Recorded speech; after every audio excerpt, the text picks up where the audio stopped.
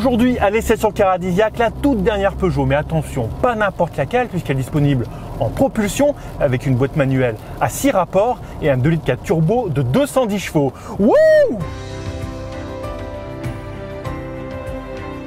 Et ce nouveau modèle au lion, le voici, il s'agit du Landtrek. Et oui, c'est un pick-up. Et désolé pour ces montagnes russes émotionnelles, mais c'est probablement la seule fois où vous le verrez sur le territoire français, puisqu'il est réservé au marché de l'Amérique latine et de l'Afrique subsaharienne.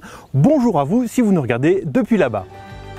Alors des lions un peu partout, un logo Peugeot en toutes lettres sur la ridelle, mais d'un point de vue technique, pas grand chose ne vient de Sochaux, ni même de France. En effet, le châssis ainsi que la plupart des éléments de carrosserie, à part la face avant, sont repris du Kaizen F70, développé par le constructeur chinois Chang'an. Et le moteur, un 4 cylindres 2,4 litres turbo essence, délivrant 210 chevaux et 320 Nm, provient du catalogue Mitsubishi. Un diesel est aussi disponible, à 1,9 litre de 150 chevaux et 350 Nm, mais il vient encore de l'empire du milieu. La boîte mécanique est une Getrag allemande et l'automatique est fournie par le belge Punch. Enfin, l'ensemble est assemblé en Chine et en Tunisie. À l'intérieur, par contre, on ressent bien plus l'influence de chez Peugeot, avec l'implantation des compteurs, ce grand écran multimédia de 10 pouces trônant en haut de la planche de bord, ce volant à 2 branches et ses boutons façon touche de piano.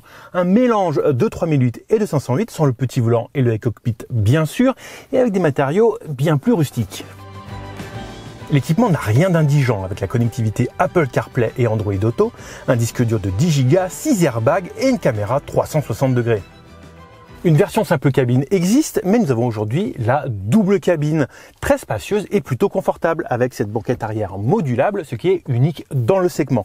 À l'avant, on a le choix entre 2 sièges indépendants, comme ici, mais on peut aussi avoir une seconde banquette de 3 places, ce qui porte la capacité à 6 places en tout. Un pick-up, c'est fait pour transporter, et cet aspect n'a évidemment pas été négligé. Le Landtrek peut embarquer jusqu'à 3 europalettes, la charge utile va jusqu'à 1,2 tonnes et on peut remorquer jusqu'à 3 tonnes.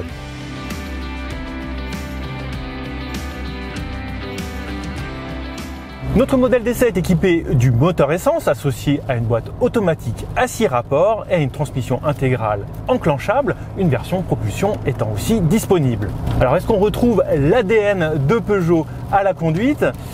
Alors c'est sûr qu'on a ce train arrière léger dans la grande tradition de la marque, mais ce n'est pas vraiment lié à l'héritage de la Peugeot 205 GTI. Trêve de plaisanterie, ce pick-up se montre plutôt confortable pour un utilitaire. Les accélérations comme les reprises sont étonnamment vigoureuses, avec un 0 à 100 km/h en 11,2 secondes et des reprises de 80 à 120 km/h en 8 secondes. Pas mal pour un gros bébé de 5,33 m de long et de plus de 2 tonnes. Les capacités en tout terrain ne sont pas oubliées puisqu'on a droit à une gamme de vitesses courtes et à un blocage de différentiel arrière. Il y a quelques années, quand le malus n'était pas encore appliqué au pick-up double cabine, Peugeot aurait pu peut-être en envisager l'importation en France, comme Renault l'a fait avec l'Alaskan. Mais maintenant que cet avantage important s'est envolé, la part de marché du segment chez les particuliers a quasiment disparu, rendant l'opération peu intéressante économiquement. Pas de Landtrek donc pour l'Hexagone.